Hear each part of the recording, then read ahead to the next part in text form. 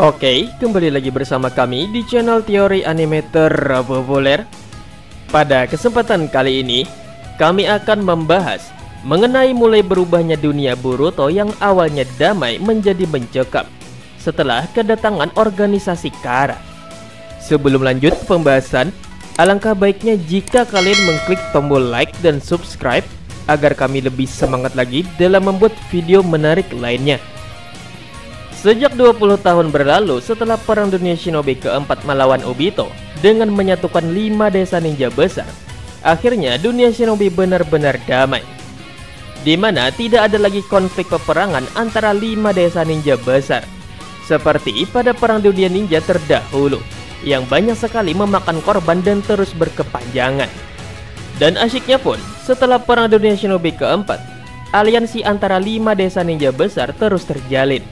Dan tidak seperti dulu, di mana Kage-nya saja bahkan sampai membunuh satu sama lain.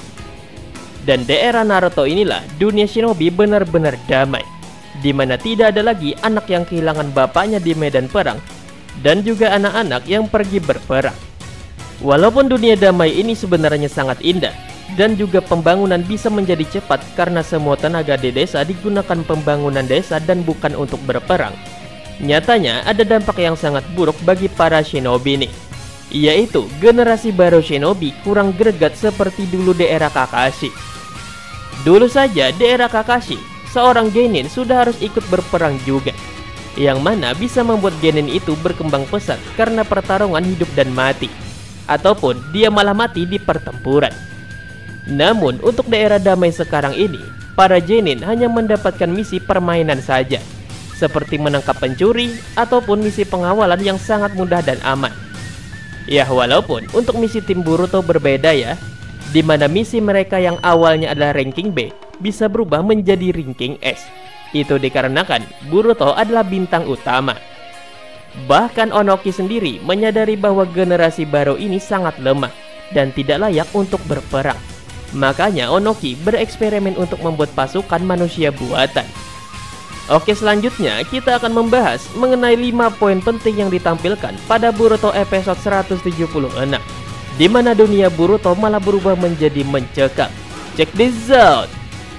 Nomor 1, dunia shinobi siaga. Setelah tim Boruto melawan 2 anggota Kara, mulai dari sini dunia shinobi yang awalnya damai berubah menjadi mencekam dan menjadi siaga, dikarenakan terungkapnya organisasi Kara yang berhubungan dengan klan Otsutsuki. Bahkan Victor membuat tiruan dari pohon Senju yang hampir memusnahkan manusia di bumi dulu. Dari sini pihak Konoha mulai sangat waspada nih, dikarenakan kejahatan yang dibuat Kara bukan hanya sekedar mencari uang ataupun ketenaran seperti menjadi penjahat pada umumnya, tapi kejahatan yang dibuat Kara ini bisa kembali membuat manusia di bumi akan musnah seperti di Perang Dunia Shinobi keempat dulu, di mana para manusia tersegel oleh pohon Senju. Selain tujuan Kara adalah untuk melenyapkan bumi, ada 2 hal lagi yang membuat organisasi Kara ini membuat kepala Naruto jadi pusing 7 keliling. Yang pertama ialah organisasi Kara ini sangat rapi dalam bertindak, di mana bahkan dalam beberapa insiden sebelumnya yang sebenarnya perbuatan Kara, 5 negara besar tidak tahu akan hal itu. Bahkan anggota Kara seperti Deppa dan juga Victor juga tidak terdaftar di dalam Bengo Book, dan tidak seperti anggota Akatsuki dulu yang anggotanya adalah penjahat ranking S. Lalu yang kedua adalah, berbeda dengan Akatsuki yang hanya memiliki anggota inti yang berjumlah 10 orang saja, Kara juga memiliki anggota luar atau yang bisa disebut sebagai Outner, di mana Outner ini adalah orang biasa saja dan biasanya digunakan sebagai mata-mata yang menyusup ke dalam sebuah negara besar. Dan inilah yang sempat membuat Naruto jadi pusing, karena mata-mata Kara sangat sulit untuk dicari, dikarenakan tidak terkenal dan juga tidak memiliki ciri-ciri khusus seperti anggota Akatsuki dulu. Dan uniknya lagi, mata-mata Kara atau yang disebut dengan Outner ini tersebar di seluruh penjuru dunia. Makanya para Kage pun juga pusing memikirkan hal ini. Nomor 2, 7 pola segel karma. Nah, ada hal unik lagi nih yang terdapat pada episode 176 tadi, di mana di dalam markas Victor, Sai berhasil menemukan sebuah gulungan yang berisikan 7 pola segel karma. Jadi sepertinya Isshiki Otsutsuki yang mengendalikan Jigen juga sudah memberitahu kepada anggota Inner Kara lainnya tentang adanya Otsutsuki lain.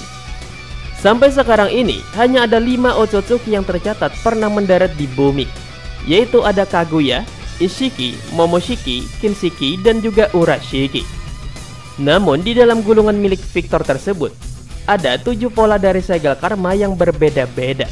Yang itu artinya ada 7 Otsutsuki yang meninggalkan segel karmanya itu. Mungkinkah 2 segel karma yang tidak diketahui milik siapa itu adalah pemilik pasangan Otsutsuki terdahulu yang telah menanam pohon dewa yang buahnya dimakan oleh Kaguya Otsutsuki?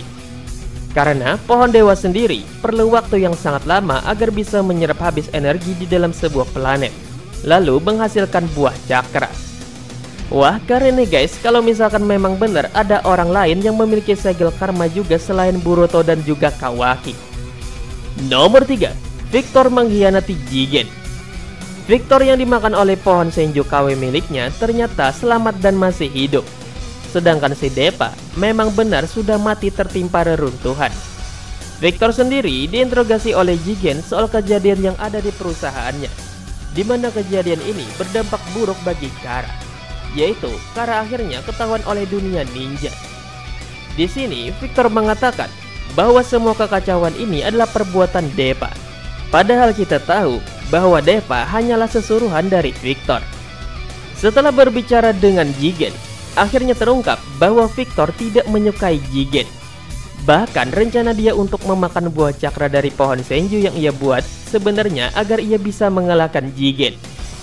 Dan setelah rencana ini gagal, Victor berencana untuk merebut wadah Jigen yang ialah Kawaki darinya, di mana Kawaki sedang diterbangkan dengan balon udara. Nah, mungkin inilah alasan kenapa Kashin Koji diperintah Jigen untuk membunuh Victor. Itu dikarenakan Victor sudah ketahuan bahwa dia ingin menjatuhkan Jigen. Nomor 4, Konoha menjadi kota industri. Tak disangka di era Naruto menjabat ini, Konoha menjadi desa ninja dengan teknologi paling canggih, serta desa ninja dengan fasilitas super lengkap. Bahkan sekarang ini, Konoha bisa dibilang bukanlah desa lagi, melainkan sebuah kota metropolitan. Karena setiap harinya ada ribuan orang yang keluar masuk Konoha untuk bekerja. Makanya saat mengetahui ada mata-mata Kara yang ada di dalam desanya, Naruto jadi galau apakah dia akan menutup gerbang Konoha atau tidak. Karena jika gerbang Konoha ditutup, maka akan banyak sekali warganya yang bekerja menjadi terdampak. Tapi jika tidak ditutup, maka mata-mata musuh akan leluasa masuk Konoha. Nomor 5, Perang Dunia Shinobi ke-5. Dulu pecahnya Perang Dunia Shinobi ke-4 yang membuat 5 desa ninja besar jadi bersatu adalah karena mereka memiliki musuh yang sama, yaitu Akatsuki. Dan sekarang pun muncul lagi sosok organisasi seperti Akatsuki yang bahkan lebih mengerikan lagi, di mana mereka tidak memiliki data boronan dan juga memiliki mata-mata di seluruh dunia.